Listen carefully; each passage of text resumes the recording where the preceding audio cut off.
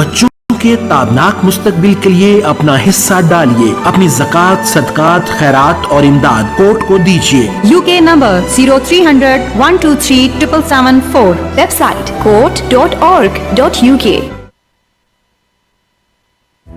Almarad Tiles. With over 70 stores nationwide, we are now open in Peterborough.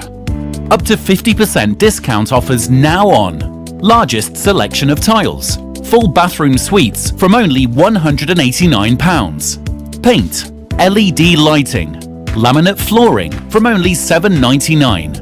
Over 1,000 designs of wallpaper in stock.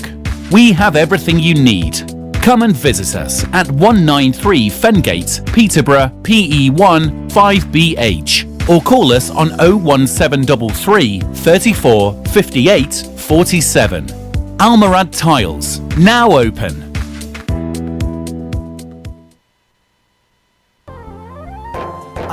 In the mood for some authentic Desi food? Try Desi Restaurant on Lincoln Road. Start your day right with our Desi breakfast. Every day from 7 a.m. to 1 p.m. Halwa puri, channa, nihari, paya, paratha and omelette. Need a tasty lunch? Every day 1 to 4 p.m. we've got fast food, pizzas, kebab sandwiches, tandoori dishes, balti dishes, biryanis and much more. We're also open every evening 5 p.m. to 1 a.m. Try our Desi Tawa special or our fresh handi, 1 kg chicken or lamb on the bone, cooked to order. Eat in, take away or free delivery. Visit desirestaurant.co.uk to view the full menu and order online. 60-seat capacity and a private function room. Catering service also available. Desi Restaurant, 298 Lincoln Road, Peterborough, PE1 2ND. Call us now on 555 795.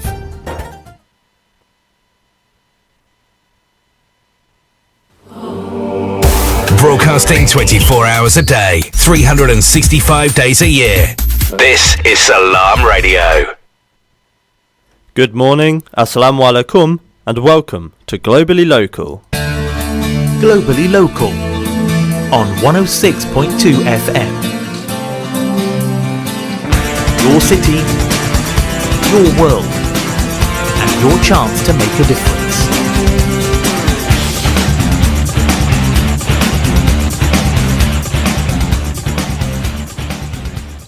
Yes, welcome to the show. I'm Joe Hosted, and as always, we'll be discussing local approaches to global issues. We do try when possible to focus on the United Nations Sustainable Development Goals, 17 ambitious goals that set out to bring an end to poverty, reduce world hunger, address inequality, combat climate change, and ultimately, leave no one behind. Today is the last day of 2019. Have you already booked your holiday for 2020? Have you just started to think about it? Or are you planning on staying at home? Today, with the theme Sustainable Development, we're talking about sustainable tourism.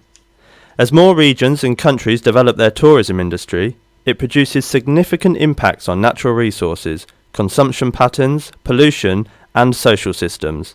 This week, we'll be discussing how we can reduce these impacts and have a more sustainable tourist experience. We'd love to hear from you today, so if you have any comments or questions, then you can reach us on WhatsApp 07745 278 978 or Facebook Salam Radio. My guest this week is Tasha Hughes-Lewis, a nursery school teacher, fellow advocate for sustainable development and a better world, and a seasoned traveller. Thank you for joining us today, Tasha. Thank you for having me. You are very welcome.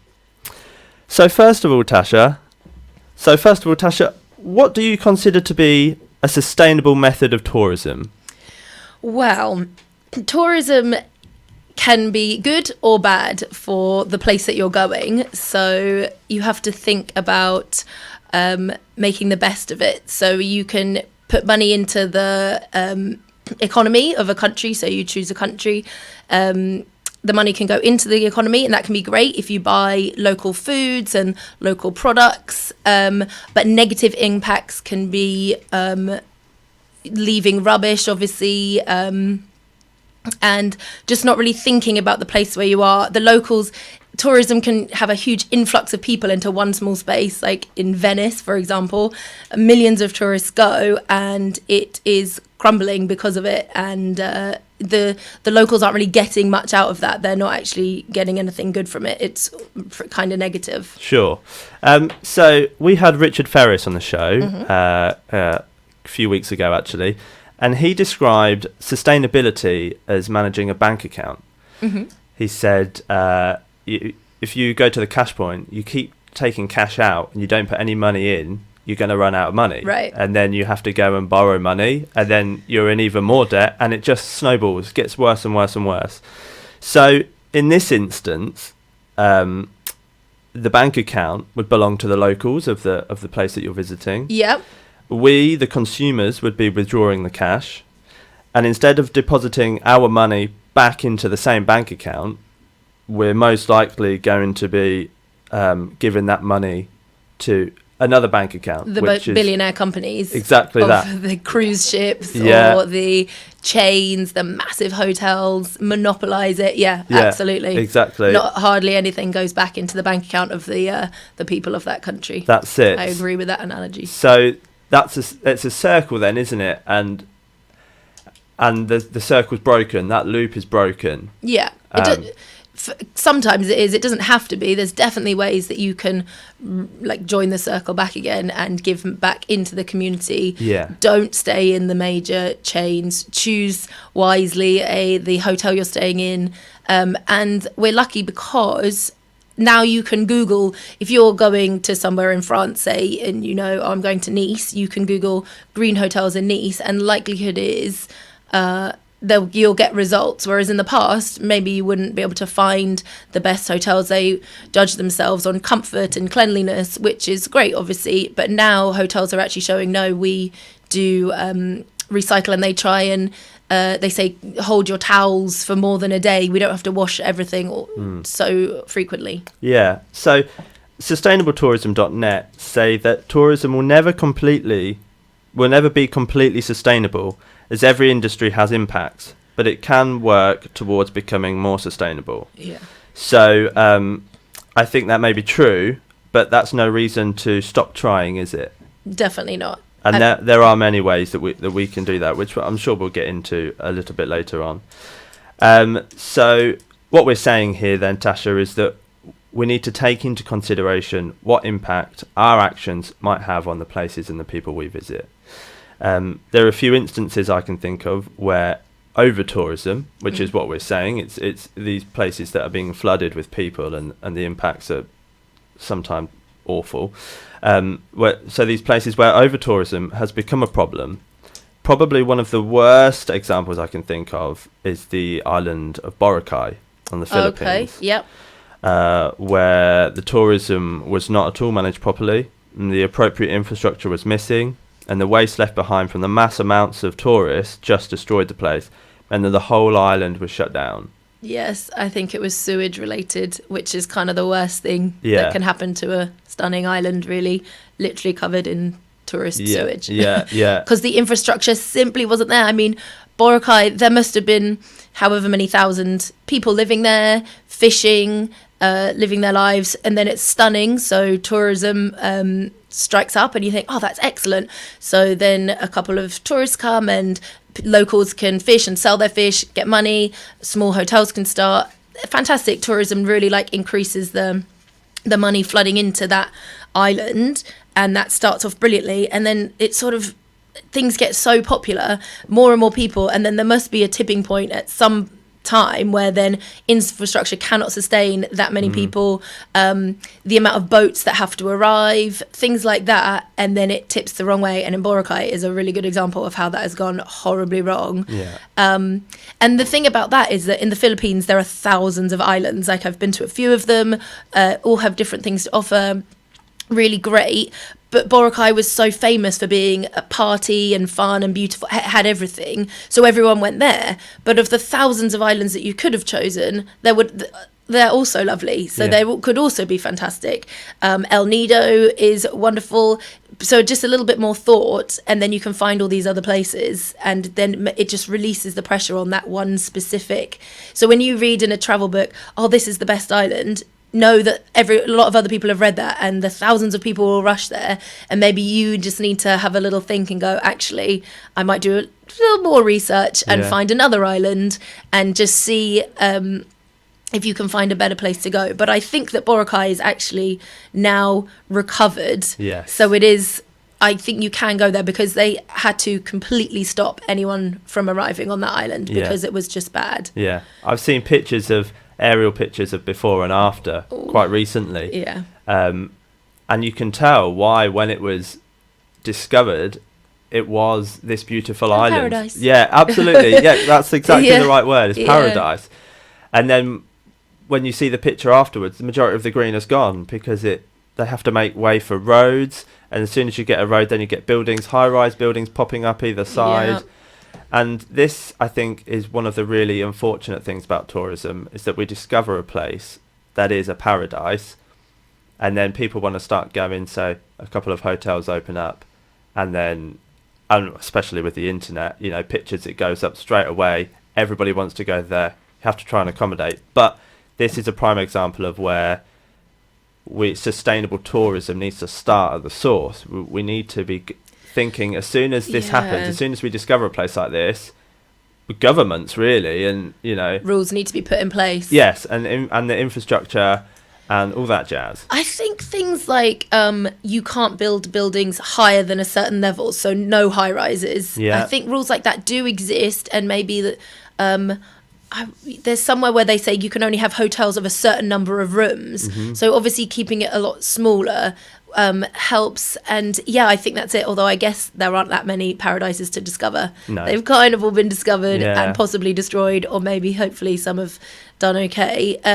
But absolutely. So it start at the beginning and say, okay, well, we don't want huge things, because if you want to go to a beach island on a beach, or just a beach anywhere, you don't really want the massive hotels behind you. So it looks, you have these huge roads. Actually, what people want is this beautiful beach, and they can go canoeing in the sea and all of this. But as soon as too many people come, and as soon as tourism is so popular, that's all gone then, because just disappears. It disappears. Yeah. And things like, I guess one of the main reasons people love to go on holiday, one of the main reasons I like to go on holiday, is because you see all the animals, all the different animals that you can go, and you don't get them in England. We have nice animals, but they're more exotic elsewhere. And in terms of fishing, like seeing the fish, diving, if you go somewhere and you are lucky enough to go diving and you see these amazing animals underwater, again, that diving company has got to be responsible. They've got to, obviously, people know now they would never litter or rubbish in the ocean. That's pretty standard. I don't think anyone is willing to just throw things overboard. And diving companies always have special bins that you put your stuff in when you're on the boat.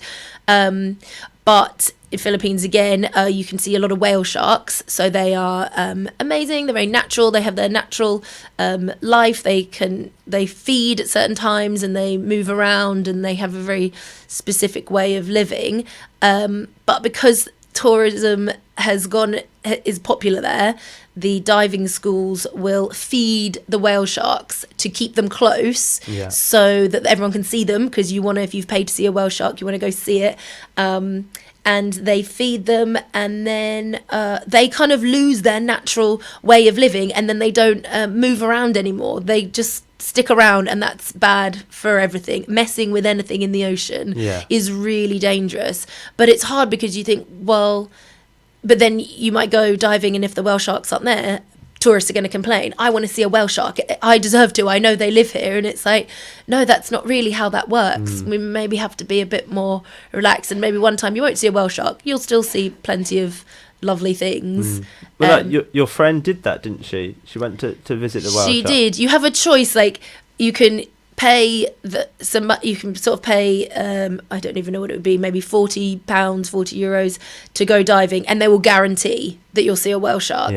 But if they've guaranteed it, they will be feeding them to keep them close. There also were some kind of horrible stories about, because then there are so many people and whale sharks, the propellers were getting them, cutting them a bit. So that's pretty horrible. But my friend was like, oh no, that's really bad. I'm definitely not going to do that. I'm going to go for the much more natural kind of environmentally friendly diving company who you go for 4 days and you have to kind of live on the boat and you're right out there and you pay a bit more and you're not guaranteed anything. So you just go swimming around, and if a whale shark comes, it comes. You'll be in their natural line, so they know where they should be. Yeah. But yeah, she paid more, but she didn't actually get to see one. No, but which is a shame. But I but know. that's what it's about, isn't it? That's what sustainability is. It is, and she feels good about herself and her choices. Yeah. Because she chose that. I think, and I would do exactly the same. And Yeah. I'd be sad if I didn't see one, but I would do the same thing. I wouldn't go to the ones that kind of stay close to the shallows and get the wild animals to come to you. It's like, no, you need to put in that effort and go to them, to their natural habitat. Yeah. And I think if I did, because often then you're bobbing around with 100 people in their scuba gear. There's one whale shark and you're all trying to swim towards it. And it's like, that is not diving. That is not a natural way of doing anything. Yeah. I think, to summarise, it's taking the good with the bad, isn't it? Yeah. You have to be sustainable, you have to admit in life that sometimes it's going to be good and sometimes it's going to be bad. It's not. Sometimes things don't work out. Absolutely. The opposite of sustainability is creating things to happen all the time. Yes, you know, in a convenient. Yeah, exactly. Convenience. The killer of all adventure. Yeah. Yeah. So you mentioned earlier about Venice is also being hit by over tourism, and that's due to the cruise ships. Is that correct? The cruise ships coming in. I mean, it's massive amount of people again.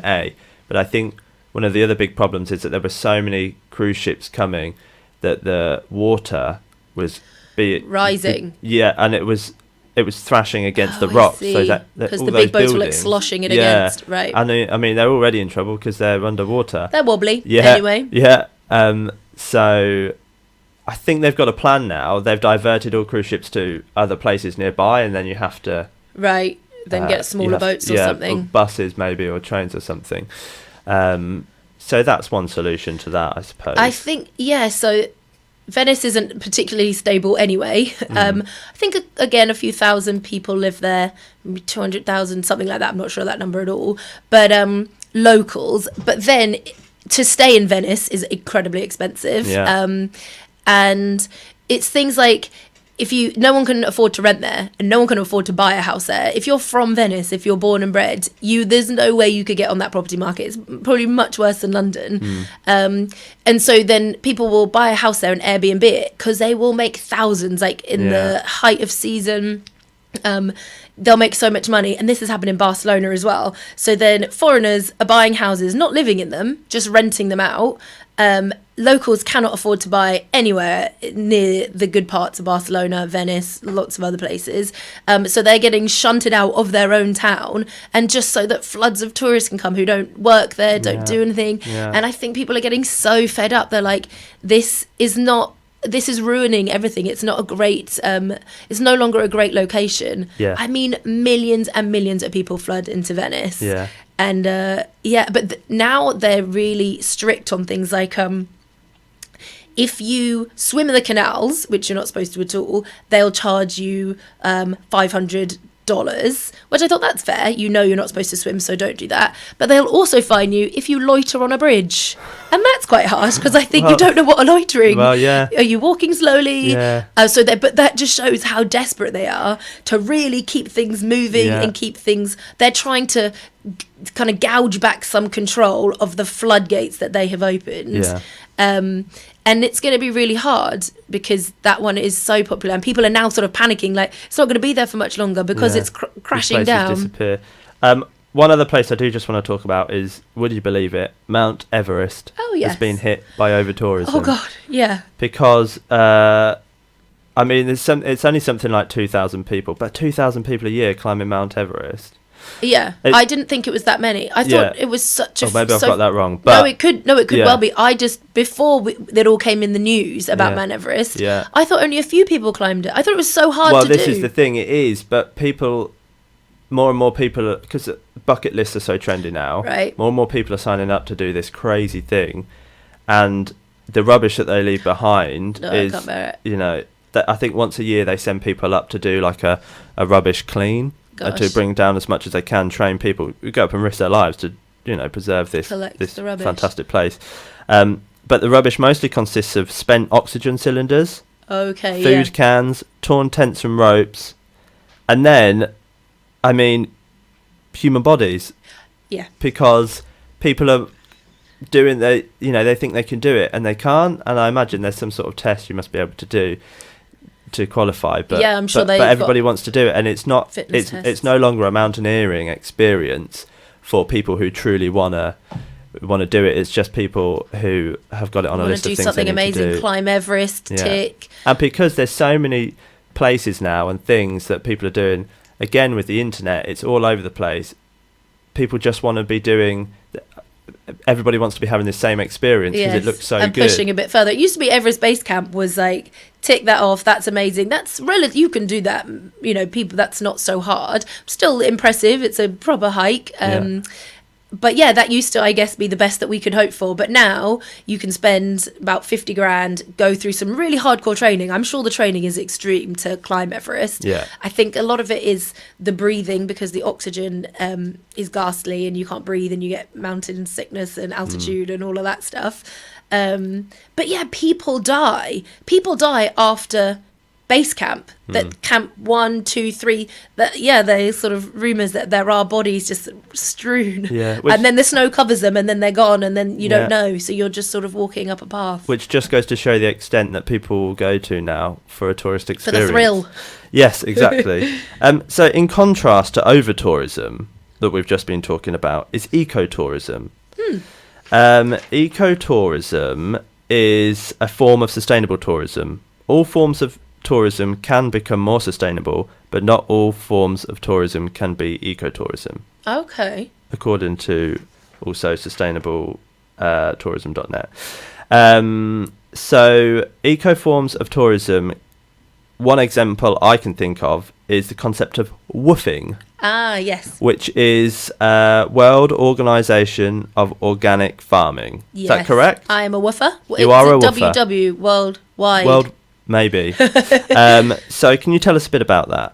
Yes, I am. What's the concept? The concept is that farmers, usually organic farmers, permaculture farmers, all over the world, they can go on this site, the woofing website, and they might need help with moving hay, planting seeds, cutting down things, picking vegetables, anything that might be done on a farm.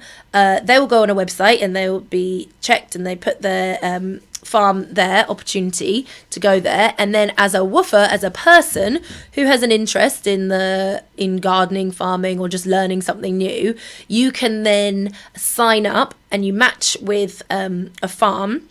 So I was woofing in Finland, so I matched with the farm in Kouvola, I think it was called, and it was this couple, and they said basically we are growing little seedlings and we need somebody to come and cut down all the grass that grows quickly around it and takes the sunlight from them. I was like, cool, that sounds fun for me. So I went and stayed there for a week, and that was it. I stayed in a lovely home. These people were awesome. They feed you, usually the local bits. They try and show you, this is kind of the Finnish stuff. And I went out with a kind of little mini scythe thing, and I cut down grass for hours and hours every day while I was there. And it was just perfect because learned a little bit about them, got to explore the area. They told me, try here, you can go swimming in this lake and you can go visit this. And it just felt very natural and very eco, because I wasn't taking from anyone else. It was just seemed like a symbiotic relationship. I was helping them, they were helping me, and it was a really great experience. It sounds like the ultimate tourist experience in a sustainable way, because you're going to this place, you're giving to them, because ultimately you're trading your work for their accommodation and food, aren't you? What's not to like? While you're there, you're trying local dishes. You'll probably learn a few words of... I did learn some. Yeah, I've forgotten them now. No, okay. It's local, isn't it? And that's what sustainable tourism is all about. I think that is definitely a key word. Local, rather than... local, focused in on smaller parts, the smaller the area, the better. The more local the people, the better. So just quickly, I'd like to talk about voluntourism, which, according to Global Citizen, reported earlier this year that J.K. Rowling, author of the Harry Potter series, has warned young travellers to avoid voluntourism that fuels human trafficking. Yes. It is estimated that 8 in 10 children living in orphanages have been trafficked. I mean, this is horrible. This is where people are creating organisations as orphanages, and they're taking children away from their families to get money from tourists. Yes, which is awful. I can give you an example, and I think this is where JK's charity Lumos, which is how you light your wand, it's the spell, so that's why she's called it that. Right? Yeah. And so it's Lumos because she's lighting the way into these things, is Cambodia. So, like, if you know your history, Cambodia had a really horrible time about 70 years ago where a huge amount of their population was killed, all the grown-ups. So it left thousands of orphans. Children were just in the street because their parents had been slaughtered, their grandparents had been slaughtered by this maniac. And so... brutal history, but these children were growing up completely as orphans. So then, the world gets a bit involved, these orphanages start, and you think, okay, well, that is a good thing. Better to be together in an orphanage than on the street, fending for yourself. There were loads of orphanages in Cambodia, and they were doing good. They were doing the best they could. It was struggling to survive after what horrors had hit their country. But that was 70 years ago. So that's gone now. There is not more orphans in Cambodia than there are anywhere else. You know, it's leveled out, but people are still. So when I went to Cambodia, you could absolutely volunteer in an orphanage. You could go and you could read to the children and teach them English and go and work with the orphans for 2 weeks. Feel good about yourself, help out the country that you're in, and that was supposed to be a really good thing. 2 minutes of research and it's like, that is definitely not a good thing. And JK has hit the nail on the head there, that she is just like, that has got to stop. Because essentially going into an orphanage for a couple of weeks, I'm not sure what good, I'm not sure what you're really teaching the children there. You're not going to teach them a lot of English. They're not going to get a great education from you, and essentially you are teaching them that you can adore somebody for 2 weeks and then leave them and they will never see you again. So the connections there, I don't think that's a very good thing. I think working in an orphanage, you have to be really, really careful. Yeah, do your research, you read the reviews and find out where you're going before you go there. Yeah, absolutely. Yeah. Okay, so you're listening to 106.2 FM. This is Globally Local. Join us after the break when we'll be talking about how to make your holiday a more sustainable experience. See you after this.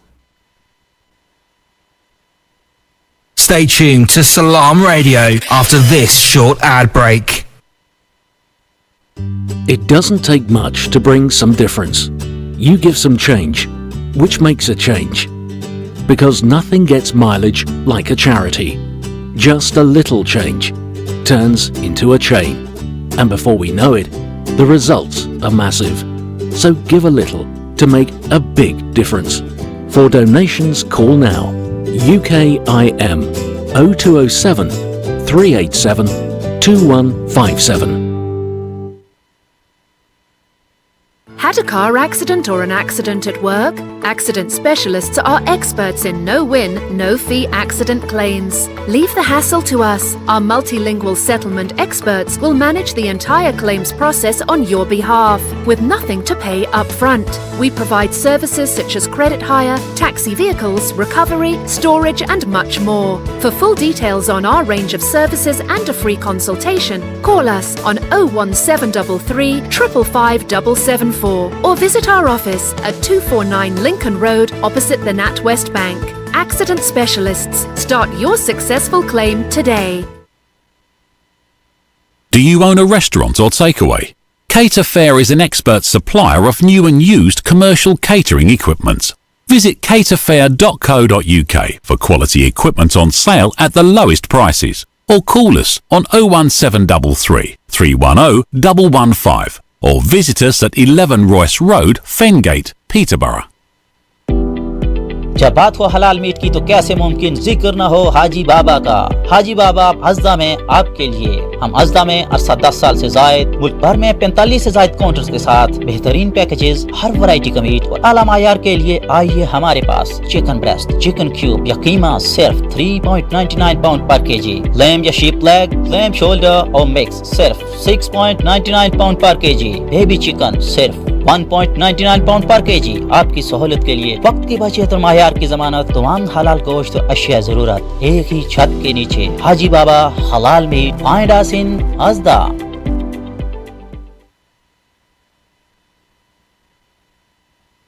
الحديث 21 عن أبي هريرة رضي الله عنه عن النبي صلى الله عليه وسلم قال: قال الله تعالى: 3 أنا خصمهم يوم القيامة: رجل أعطى بي ثم غدر، ورجل باع حرا فأكل ثمنه، ورجل استأجر أجيرا فاستوفى منه ولم يعطه أجره.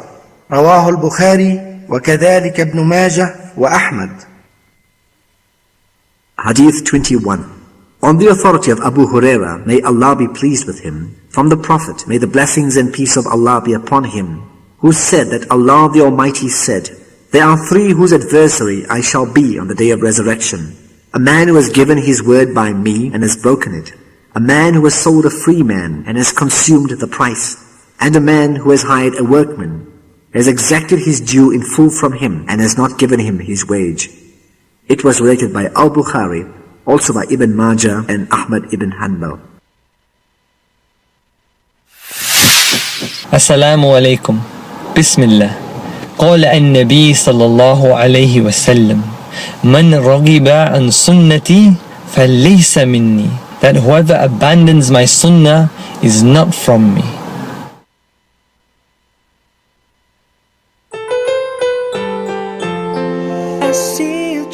This is Salam Radio, Peterborough's Muslim community radio, broadcasting on 106.2 FM and online. Okay, welcome back to the show.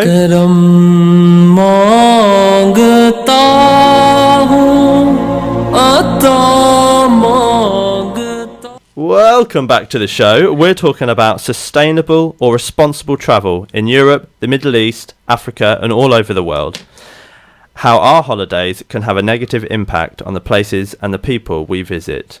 With me in the studio today is Tasha Hughes-Lewis, a nursery school teacher, fellow advocate for a better world and the UN's global goals, and a seasoned traveller. Now, before we start with this, I just want to give a shout out to my sister, who I'm incredibly proud of for making some fantastic sustainability changes to her lifestyle. And what's even better is seeing those standards reflected in my niece. So thank you, Lottie, keep up the good work. If you've any comments or questions, we'd love to hear from you on WhatsApp 07745 278 978 or Facebook Salam Radio. Now, when talking about sustainable tourism, we can't help but talk about the Hajj. Right. Each year, over 3 million Muslims pilgrimage to Mecca. That's 3 million people travelling to and returning from one destination. With the Quran quoting that Muslims are stewards of the earth and should walk gently on the earth and share resources, there are 2 fantastic pieces of literature available. The first is called The Green Guide to the Hajj, and the second is called The Green Deen. Check them out if you get a chance. They're great reads. So for this second half of the show, Tasha, I'd like you to take us on holiday. Okay.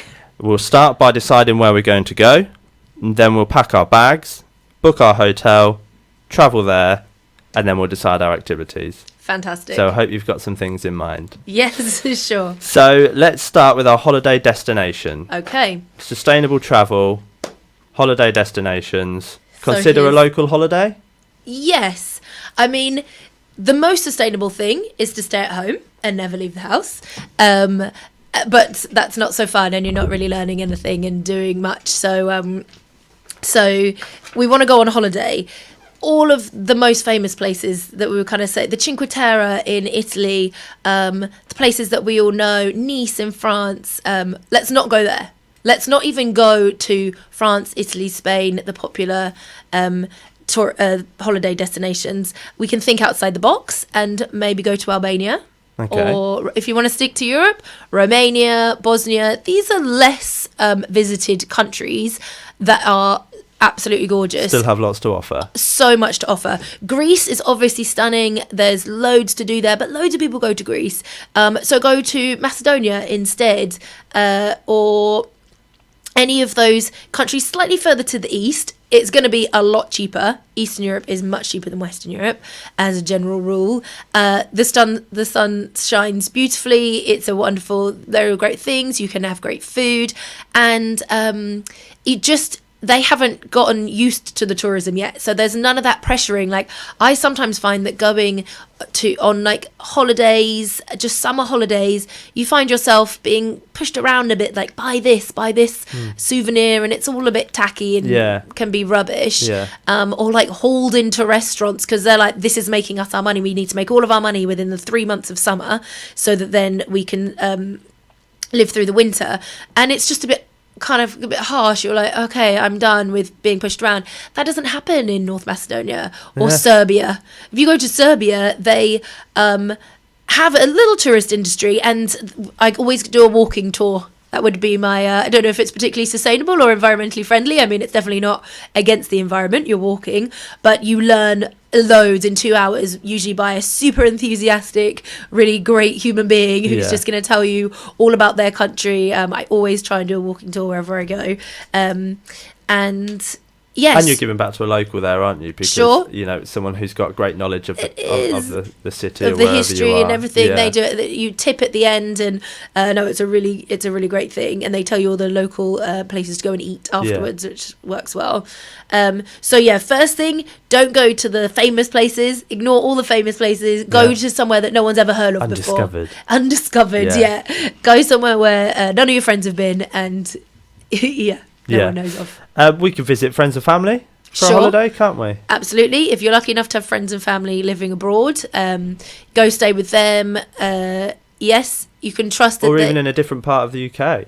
I mean, that is probably one of the best things you can do. The UK is probably the most undiscovered place for Brits. For Brits, absolutely. Yes, it really is. Yeah. I mean, even if you're going outside of England into Wales and Scotland, those two places are just fantastic. Yeah. Absolutely stunning, and quite different to the English countryside. I have not explored those countries well enough at all, but I know Snowdonia is supposed to be amazing, and you've got Ben Nevis. Climb Ben Nevis instead of Mount Everest. There you it's go. A little bit easier, much closer. Number one. You won't die at the top. So now, we mentioned before the break woofing, yes, which is working on organic farms, and Workaway, which is where you trade your labour. Yeah, or your knowledge and skills. Like for accommodation and food. Yeah. And during that experience, you get to learn a bit of the culture, a bit of the language, local food. Because you're kind of in the home of whoever you're staying with, so you're really up close with the locals. Yeah, so I mean that can be a holiday in itself, can't it? Yes. You can choose a place. I think it's all online, isn't it? You go online and you speak to people. All on the app, online. Yeah. I did a couple of workaways and some woofing when I went to Asia, and I was on a longer trip, so I would be doing a workaway for maybe 2 weeks. But then the other people that I would meet there was a young guy, I think he was maybe 16. He'd actually come from Copenhagen, and he had flown just directly there, all on his own, as a young teenager. I was kind of impressed. For 2 weeks, he was just going to do the workaway and then fly home. So that was his entire holiday. Wow. And I just thought, that's fantastic, because certainly when I was a teenager, I wasn't nearly enlightened enough to do that. I just probably just wanted to sunbathe and go get some cocktail or something silly like that. And now I think, wow, the youth of today are just showing us all up, because they care and they think about it. And for a teenager to come and so every day we were doing beach cleans. So I mean, his holiday consisted of getting up in the morning. We all had to help cook the breakfast, and we took it in turns, tidy up. We were sleeping in tents.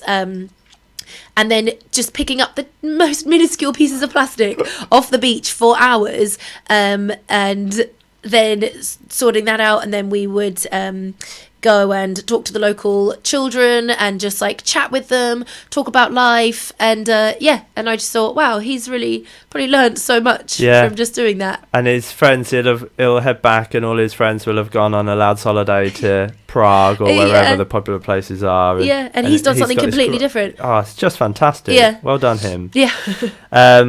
Okay, right, so camping you mentioned there, I thought quite a good one for a local holiday.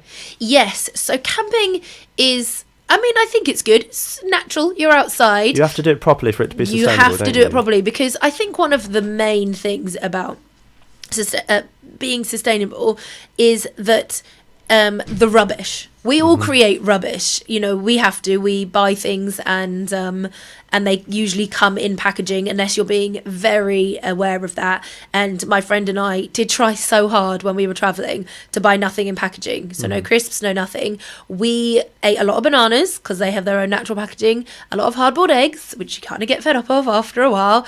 But if you are doing a long bus journey and you want to take some snacks with you, it's so difficult unless you're having a lot of fruit, which is great, and the fruit in other countries is so delicious, but it's hard not to have any packaging. And then when you do have it, then you need to know what to do with it, because if you just put that in a regular bin, likelihood is that if there is no infrastructure for waste collection, that will end up in the sea, that will end up in a river somewhere that you don't want it to be. So your question to yourself is then, am I going to carry this plastic bottle, wrapper, whatever it is, am I going to carry it around with me until I get back to Peterborough and I know that I can recycle it properly, or what are you going to do with it? So that's a huge thing. And camping can be a bit tricky like that, because you're kind of out there in the wilderness. But I mean, if you were to camp somewhere like in Scotland, where you really can just pitch a tent and do just have your time there, you would need to leave it exactly as you found it, if not slightly better. Maybe you've planted a few wildflowers as you were there, Native flowers. done something exactly,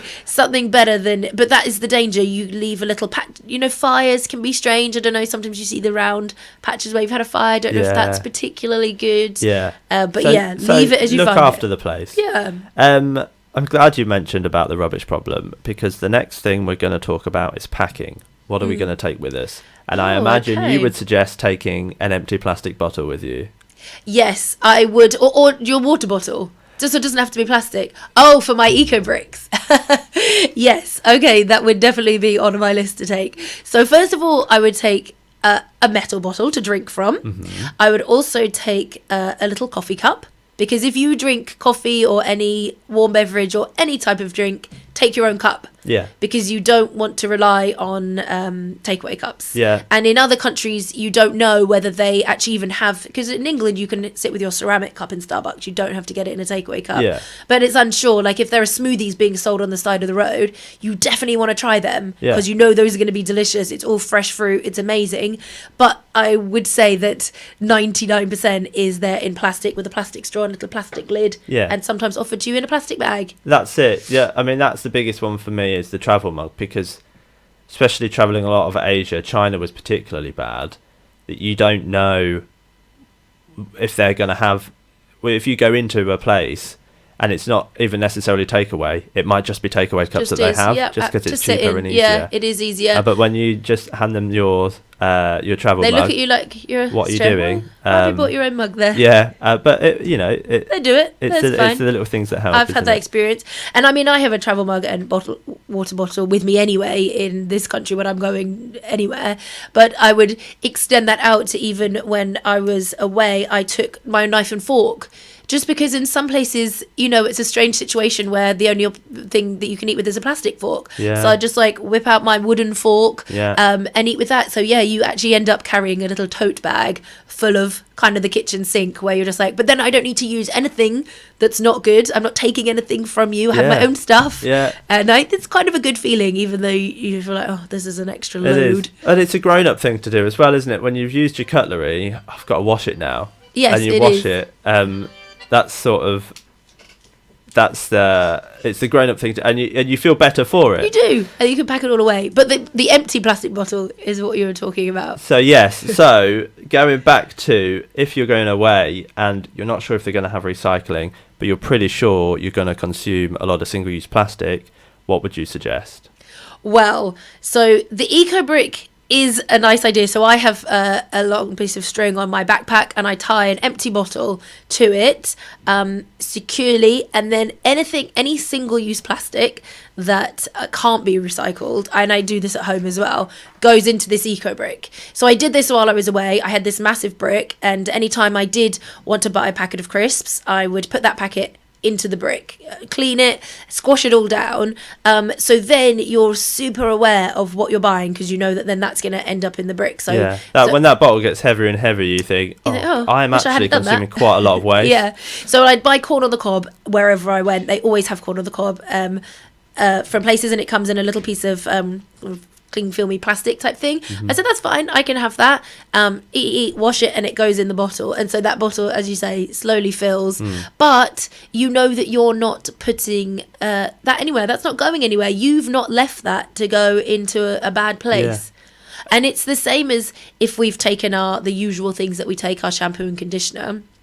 If you finish that while you're on holiday, take that empty bottle home, bring it home. Just don't even contribute to the waste situation in another country. I mean, some countries are fantastic with it. If you go to Sweden, you'll have to take apart everything and put it in exactly the right recycling. In fact, they're much better than us probably. Yeah, I mean, their envelopes, you have to separate them. Yeah, exactly. So if you go to countries with good recycling, and I've seen brilliant recycling in loads of countries in Europe where they have 4 different bins, and they're very specific, and no one's done it wrong, you can really quite trust that they're going to look after it properly. But if you don't think that your rubbish is going to be dealt with in a decent way, don't leave it. Just bring it home. It's empty. Put it at the bottom of your bag. Water bottles are a massive one, because obviously no matter how environmentally friendly you are, you have to drink a lot of water when you're in a country that's hot. And you can't drink from the tap, which I think is one of the worst things about the world, is that everybody should have clean water coming out their tap, and everyone should have filtered water. In India, the water's, if it's not filtered, it's really dangerous. You can get all sorts of diseases. But now every household you have a water filter, so they are trying so hard. It's a massive deal. They're trying so hard to make sure that everyone can drink clean water. Because in some countries, I think in Nepal, some places in Africa, everyone relies on buying bottled water. So people who have a much lower wage than us have to buy bottled water every day. I think that would be expensive for us to do here, but we just turn on our tap and we get it. And then the bottles go just anywhere. They are not recycled properly. So just to conclude on the point of the eco brick, you fill this plastic bottle with all your single-use plastics, because I know you and I are both fans of this. Love an eco brick, But what's great about travelling is that people all over the world, so once you've completed your brick, you can send it off and people use it as a building block. And in some places of the world, they've built entire buildings from them. It's just one great way to make use of that single-use plastic. Yeah, it's great. So what's great about using it when you're travelling is that actually you could probably find somewhere where you are. Once you've filled, you don't need to bring it home. You could probably find somewhere to send it off to or to take it to. Absolutely. I think there's definitely a website that has all the places you can send it in the UK, but there will be, you can look up wherever you are. That information will be available online somewhere. Yeah. It's also good because as my eco brick was swinging side to side and bumping people, a lot of people would be like, why are you carrying a bottle of rubbish? And I'll be like, oh well, I'm glad you asked, and then give them a little 5-minute lecture. Nice. So make them miss their train. Exactly. So we have bamboo cutlery. Yes. We have our own travel mug. Do we have a takeaway tub for any leftovers that we might have? Definitely, yes. Okay. Takeaway tub, Tupperware. If you order, sometimes you just want to order everything in a restaurant because it's amazing and it's new and it's different and it's much cheaper and it's fantastic. And then you overorder because that's what happens. And then instead of even throwing one noodle in the bin, you just scoop it all into your takeaway tub, take that with you and have it for breakfast. Perfect. And we have our reusable water bottle. Yes. Our reusable bag, so we don't need a plastic one while we're away. Of course, we all have our bags, and then we need some zero waste toiletries, bar of soap, bar of shampoo, if you don't want to take razor, a bottle, that sort of thing. Yeah, exactly. You can get shampoo bars, and I think they're getting better and better. I think they maybe started off not so good, and now the quality is just improving. As the world wants to become more environmentally friendly, the producers are listening and they're saying, right, people want something that's good for the environment. What can we do? And I think you just maybe have to search a little bit and you can find some good things. Yeah. One I would say, especially if you're travelling out to Asia, Southeast Asia, is pack your own metal straw. Ah, yes. But also remember to take it with you when you leave the restaurant. Yes. Because that can happen sometimes. Leaving it behind, yes. Yeah. Take it with you and hold it up and say, no straw. I had some problems in a lot of countries with straws, and straws are only like the tiniest percentage of the plastic in the ocean. But it's like 0.3% or something ridiculous, right, isn't it? It's and mostly fishing nets are 50? Yeah, it's the nets, really. But that is the thing. No one ever needs to use a straw ever again. They're so unnecessary. But they come so naturally with things. And in this country, I guess it is getting better.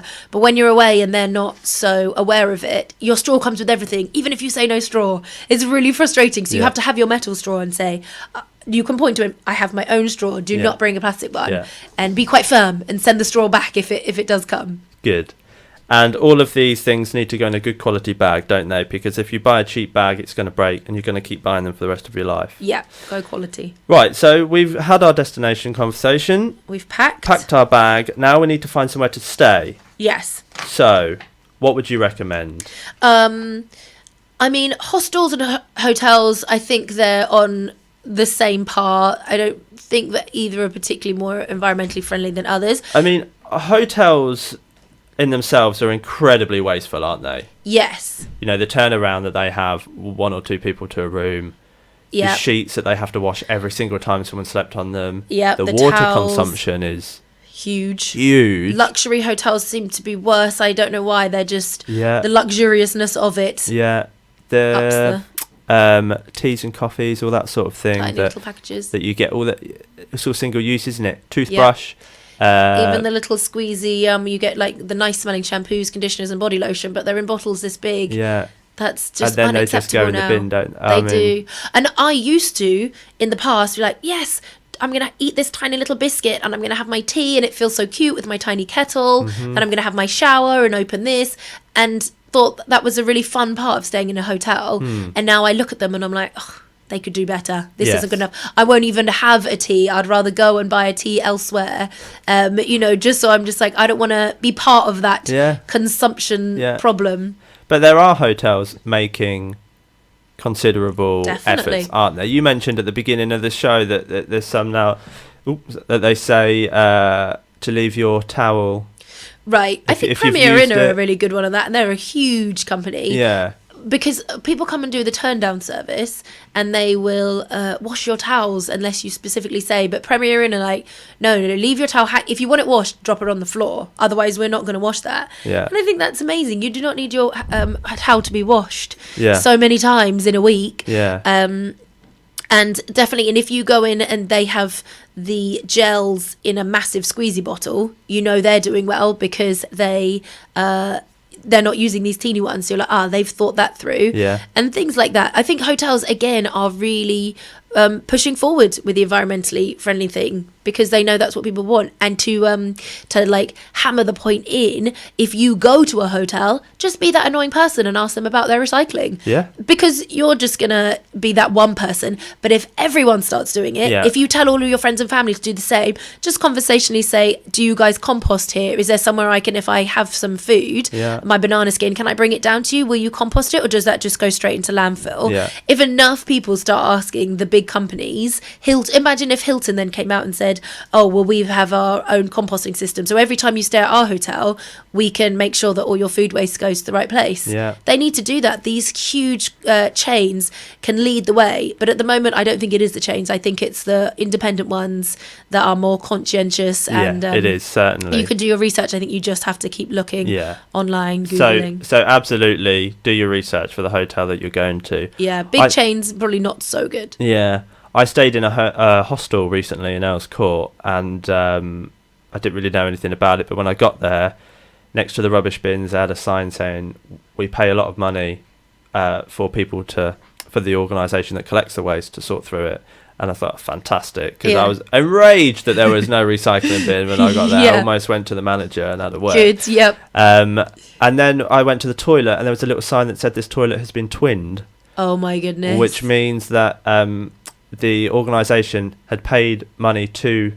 the hostel had paid money to an organisation that builds toilets in other most developing countries. Yes, toilet twinning, it needs to be the new popular. I mean, isn't it fantastic? And then as I was checking out, I saw that they had a list of prices and things, and there you can hire a towel there for £2. £1 went to the cost of having it washed and brought back to the hotel or whatever, and the other £1 went to the toilet twinning scheme. Oh, okay. So they'd twinned all the toilets in the building, and they were still supporting doing good. That fantastic thing. I think to twin a toilet is £60, so you can buy it as a gift for a friend, and they get a little certificate that says my toilet's been twinned, and you can choose which country. And so that family then, for that £60, that family now has sanitation and a hygienic system that they can use.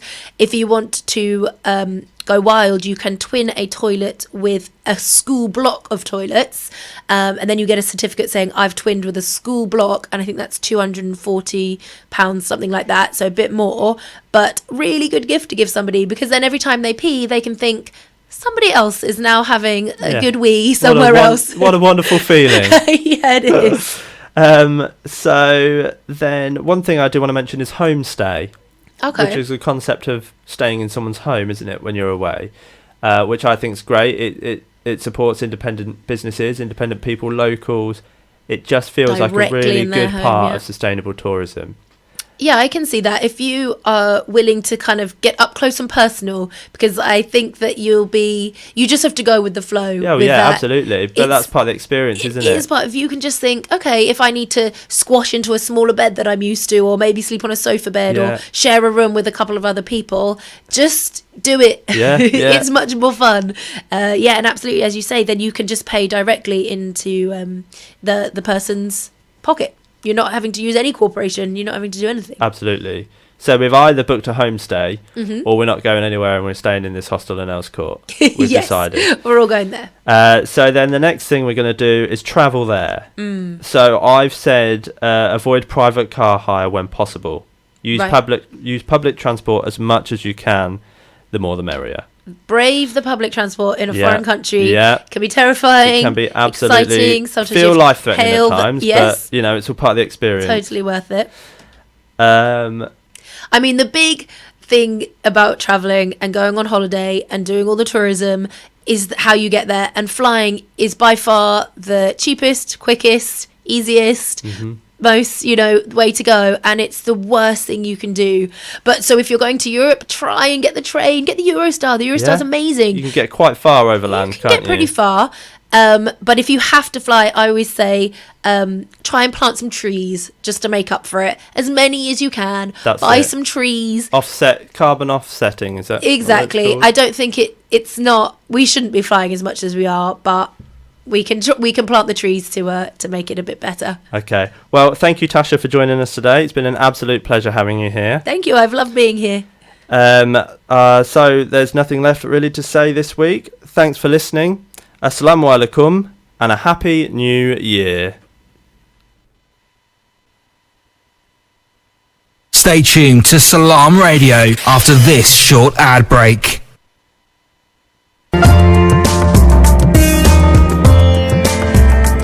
Where can you get high quality and low prices? Amar Food Store and Halal Meat in Lincoln Road, Triangle is the place to go. Pay us a visit and take advantage of our special offers and great range of products on groceries, vegetables, fruits and halal meat. Also send money to Pakistan absolutely free. We have all top brands at special offers, offer free customer parking and provide a free local delivery service. Amar Food Store and Halal Meat, 613B Lincoln Road, Peterborough.